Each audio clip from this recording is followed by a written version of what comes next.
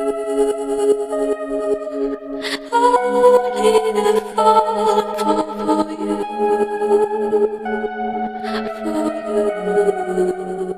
datang kembali di channel Deddy Mianton. Oke, seperti biasa di video kali ini kita juga akan membahas tentang sebuah kasus kriminal yang terjadi di masa lampau di Indonesia yang sangat viral pada masanya, dan ini adalah kisah tentang Sumanto, si kanibal dari Purbalingga. Oke, jadi pada tahun 2003 sempat geger sebuah berita di Indonesia bahwa munculnya seorang kanibal atau manusia pemakan daging manusia di Indonesia, yaitu kisahnya si Sumanto ini. Jadi gimana sih ceritanya si Sumanto ini bisa sampai terblow up di media di Indonesia? Perlu kita ingat pada tahun itu, di tahun 2003, media sosial belum kayak sekarang, internet belum, ya kayaknya ada pun masih untuk orang-orang teratas saja lah.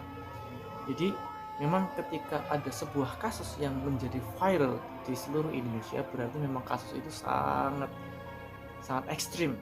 Akhirnya akhirnya kasus tersebut diliput oleh semua media yang ada di Indonesia, which mean dulu adalah koran, TV, dan juga radio. Nah, kisah dari si Sumanto ini bermula ketika sebuah makam di salah satu desa di Purbalingga itu dibongkar dan isinya kosong. Jadi dari keluarga korban itu, karena baru satu hari neneknya, karena waktu itu jasad yang hilang adalah milik nenek berusia 8 tahun yang baru dikubur selama 16 jam. Keluarganya waktu mendatangi kuburan dari nenek tersebut merasa kayak ada yang janggal dengan kuburan si nenek tersebut. Kenapa? Harusnya 24 jam itu kan belum ada perubahan dari awal kemarin, hari sebelumnya dan hari ini, tentang posisi makam, tanahnya, gundukan tanahnya, terus juga bunganya dan lain-lain.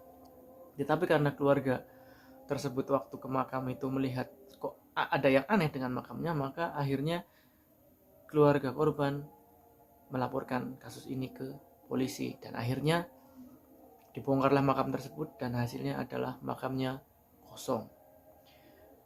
Nah, setelah beberapa waktu berlalu, ketika itu akhirnya polisi menangkap seorang pria berusia 38 tahun pada saat itu yang bernama Sumanto. Nah, si Sumanto ini ketangkap karena apa? Karena waktu itu kondisinya adalah kondisi musim hujan, dan kakinya si Sumanto ini yang kotor kena tanah kuburan itu, waktu jalan pulang ke rumahnya, dia itu kayak di sepanjang jalan itu ada tanah kuburan yang nempel dan jatuh di sepanjang jalan.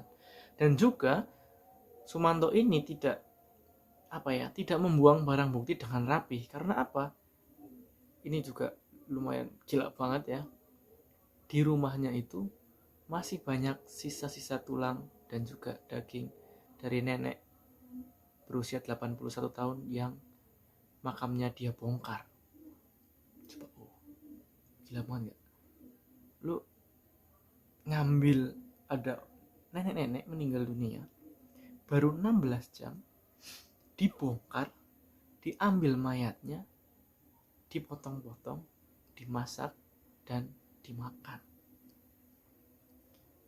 Itu kayak kok bisa gitu kan. Nah, ternyata si Sumanto ini dia itu memiliki kayak ngilmu itu apa ya namanya ya, sedang mencari ilmu kebal. Nah, dengan syarat yaitu memakan 7 manusia. Apakah Sumanto bisa berhasil? Tentunya tidak.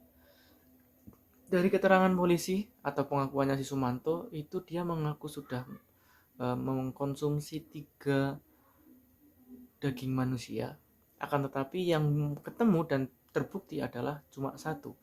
Waktu itu polisi menduganya adalah 2 korbannya lagi ada bukan di Purbalingga tetapi di Lampung, karena Sumanto itu pernah atau sempat bekerja di Lampung di perkebunan. Tetapi ya sampai sekarang itu tidak ada buktinya, itu karena baru penuturannya Sumanto. Nah, karena kenapa aku bilangnya belum tentu juga Sumanto bilang berkata yang sesungguhnya, karena apa? Sumanto itu ternyata mengalami gangguan kejiwaan. Jadi memang apa yang dia katakan itu tidak jelas.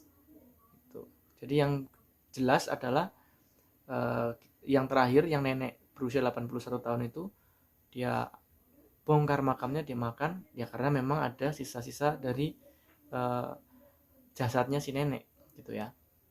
Oke. Lalu bagaimana hukuman yang diterima Sumanto? Waktu itu Sumanto didakwa sebagai bukan pembunuhan, karena memang Sumanto tidak membunuh. Sumanto itu didakwanya atau dituntutnya karena tindakan pencurian, yang waktu itu dituntut selama 6 tahun karena memang hanya pencurian ya yang dituntutkan. Tapi anehnya, ini aneh atau mungkin ya masuk akal juga, ya pinternya si pengacara juga, waktu itu mayat tidak diklasifikasikan sebagai barang, jadi tidak bisa dicuri. Jadi misalnya ya HP itu kan barang, kalau kita taruh, diambil, itu dicuri, itu bisa ditindak sebagai pencurian. Tetapi waktu itu bilangnya si pengacaranya Sumanto, kalau mayat itu sisa dari manusia yang sudah dibuang dengan cara dikubur. Iya memang, cuma secara logikanya iya, cuma secara hati nurani dan sebagai pemahaman kita sebagai orang yang beragama itu jelas tidak. Dan akhirnya Sumanto hanya dihukum dengan 5 tahun penjara, dan itu pun dipotong karena dianggap Sumanto itu berkelakuan baik. Ya nyatanya setelah dia keluar memang dia berperilaku baik, cuma ya seperti saya bilang tadi ya, Sumanto itu adalah orang dengan gangguan jiwa. Ya jadi dia tobat, cuma ya apa yang dia katakan itu kalau diajak ngobrol itu masih ngelantur. Dan sekarang Sumanto itu setelah keluar dari penjara, dia tidak diterima oleh masyarakat asal desanya, dan juga keluarganya juga sudah tidak menerima Sumanto. Dan akhirnya Sumanto dirawat oleh seorang kiai dari pondok, yang memang pondoknya itu berfokus dalam rehabilitasi orang dengan gangguan jiwa dan juga pengguna narkoba. Jadi bagaimana menurut kalian kisah dari kanibal pertama dan paling mencengangkan di Indonesia? Apakah menarik? Kalau memang menarik, silahkan komen, share, dan juga like video ini. Dan jangan lupa kalian kasih tahu teman-teman kalian untuk menonton video ini juga. Terima kasih, selamat menikmati video kami yang selanjutnya.